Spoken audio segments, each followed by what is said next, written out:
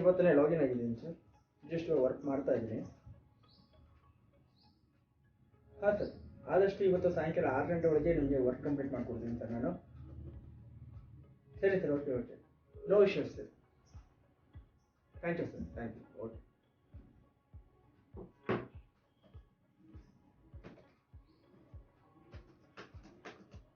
ಏನಪ್ಪ ಇಷ್ಟೊಂದು ಮೇಲ್ಸ್ ಬಂದಿದೆ, ಇಷ್ಟೊಂದು ವರ್ಕ್ ಇದೆ ಇವತ್ತು, ಸಿಕ್ಕಾಪಟ್ಟೆ ಮೇಲ್ ಬಂದಿದೆ.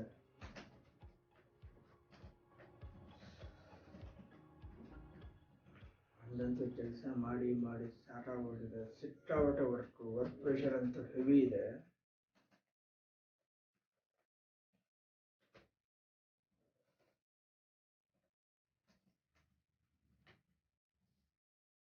ಸರ್ ಹೇಳಿ. ಹೌದಾ ಸರ್, ಏನಾಯ್ತು ಸರ್?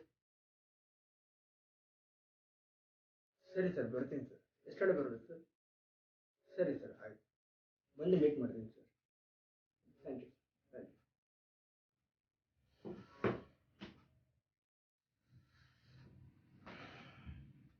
ಏನಪ್ಪ ಹಿಂಗೆ ಹೇಳ್ತಾ ಇದ್ದಾರೆ? ಬಂದು ಮೀಟ್ ಮಾಡು, ಒಂದು ಇಂಪಾರ್ಟೆಂಟ್ ವಿಷಯ ಹತ್ರ ಮಾತಾಡಬೇಕು ಅಂತ ಹೇಳ್ತಿದ್ದಾರೆ. ಏನು ವಿಷಯ ಇರ್ಬೋದು? ಯಾಕಂದರೆ ನನಗೇನು ಟೆನ್ಷನ್ ಆಗ್ತಿರೋದಂದರೆ, ಇವರು ಆಲ್ರೆಡಿ ಎಲ್ಲ ಕಡೆ ಕಂಪ್ನಿ ಕಡೆಯಿಂದ ಲಾಸ್ ಅಂತ ಅಂದ್ಬಿಟ್ಟು ಸುಮಾರು ಜನನ ಕೆಲಸದಿಂದ ತೆಗ್ದಾಕ್ಬಿಟ್ಟಿದ್ದಾರೆ. ಸೊ ಏನು ಮಾಡೋದು? ಒಂದು ವೇಳೆ ನನಗೂ ಅದೇ ಥರ ಹೇಳಿಬಿಟ್ರೆ ಅಂತ ಭಯ ನನಗೆ. ಆಗಿದ್ದಾಗಲಿ ದೇವ್ರ ಮೇಲೆ ಭಾರ ಹಾಕ್ಬಿಟ್ಟು ಹೋಗಿ ಮಾತಾಡ್ಸ್ಕೊಂಡು ಬರ್ತೀನಿ, ಏನಾಗುತ್ತೆ ನೋಡೋಣ.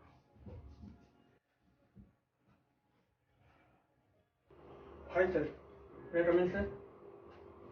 ಬನ್ನಿ ಅಕ್ಷಯ್, ಕೂತ್ಕೊಳ್ಳಿ. ಸರ್, ಏನೋ ಬರೋಕ್ಕೆ ಹೇಳಿದ್ರಲ್ಲ ಅಕ್ಷಯ್, ನಿಮಗೆಲ್ಲ ಗೊತ್ತಿರೋ ಹಾಗೆ ಇವಾಗ ಸುಮಾರು ಕಂಪ್ನಿಯಲ್ಲಿ ಬಿಸ್ನೆಸ್ ಲಾಸ್ ಅಂತ ಅಂದ್ಬಿಟ್ಟು ಎಷ್ಟೋ ಜನ ಕೆಲಸ ತೆಗಿತಾ ಇದ್ದಾರೆ. ಇದೇ ಸೇಮ್ ಎಫೆಕ್ಟ್ ನಮ್ಮ ಕಂಪ್ನಿಗೂ ಆಗಿದೆ.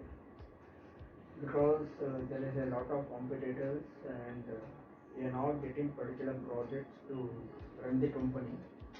ಸೊ ಅದರಿಂದ ನಾವು ಲಾಸ್ನ ಬೇರ್ ಮಾಡಬೇಕಾಗಿದೆ. ಸೊ ಅದಕ್ಕೆ ನಾವು ಏನಪ್ಪ ಡಿಸೈಡ್ ಮಾಡಿದ್ದೀವಿ ಅಂತಂದರೆ, ಲಿಮಿಟೆಡ್ ಸ್ಟಾಫ್ನ ಇಟ್ಕೊಂಡು ನಾವು ಕಂಪ್ನಿನ ರನ್ ಮಾಡಬೇಕು ಅಂತ ಪ್ಲ್ಯಾನ್ ಮಾಡ್ತಾ ಇದ್ದೀವಿ ಆ್ಯಕ್ಚುಲಿ. ಸೊ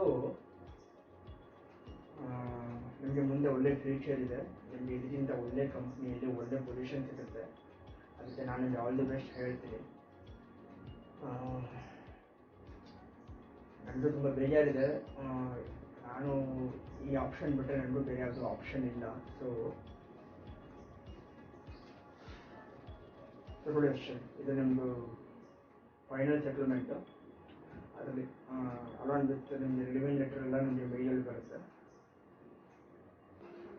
ಸರ್, ಸಡನ್ನಾಗಿ ಈ ರೀತಿ ಹೇಳಿದರೆ ಹೇಗೆ ಸರ್? ನಾನು ಈ ಕೆಲಸ ನಂಬ್ಕೊಂಡೆ ಬದುಕ್ತಾ ಇದ್ದೀನಲ್ವ ಸರ್. ಆ್ಯಕ್ಚುಲಿ ನೀವು ಹೇಳಿದಾಗೇನೆ ಪ್ರೆಸೆಂಟ್ ಸಿಚುವೇಷನಲ್ಲಿ ಕೆಲಸನೂ ಎಲ್ಲೂ ಸಿಗ್ತಾ ಇಲ್ಲ ಸರ್ ನಮಗೆ. ನನ್ನ ಫ್ಯಾಮಿಲಿ ನಾನು ಮಾಡ್ತಿರೋ ಕೆಲಸದ ಮೇಲೆ, ನಾನು ತಗೋತಾ ಇರೋ ಸ್ಯಾಲ್ರಿ ಮೇಲೆ ಡಿಪೆಂಡು ಸರ್. ನಮ್ಮ ಫ್ಯಾಮಿಲಿ ಬೇರೆ ಯಾವುದೇ ಸೋರ್ಸು ಇಲ್ಲ ಸರ್.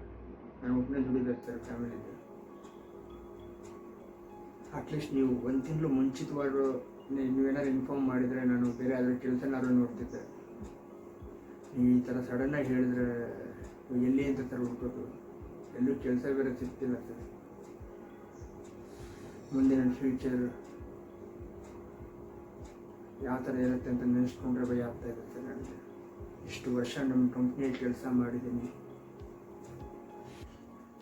ನನಗೆ ಬೇರೆ ಆಪ್ಷನ್ ಇಲ್ಲ ಅಕ್ಷಯ್. ನನಗೇನಾದ್ರು ಬೇರೆ ಆಪ್ಷನ್ ಇದ್ದರೆ ನನಗೆ ಖಂಡಿತವಾಗ್ಲೂ ನಾನು ಹೆಲ್ಪ್ ಮಾಡ್ತಾಯಿದ್ದೆ. ಬಟ್ ನನಗೇನೋ ಆಪ್ಷನ್ ಇಲ್ಲದಿರೋ ರೀಸನ್ಗೋಸ್ಕರ ನನಗೆ ಇದನ್ನು ಡೈರೆಕ್ಟಾಗಿ ಹೇಳಬೇಕಾಗಿದೆ. ಸೊ ಅದಕ್ಕೆ ನಾನು ನಿಮಗೆ ಸಪ್ರೇಟಾಗಿ ಮನೆಗೆ ತರೋದು ನಾನು ನಿಮಗೆ ಇದ್ರ ಬಗ್ಗೆ ಎಕ್ಸ್ಪ್ಲೈನ್ ಮಾಡ್ತಾಯಿದ್ದೀನಿ. So sorry. ನಿಮಗೆ ಮುಂದೆ ನಿಮಗೆ ಬೇರೆ ಕಂಪ್ನಿಯಲ್ಲಿ ಒಳ್ಳೆ ಜಾಬ್ ಸಿಗಲಿ.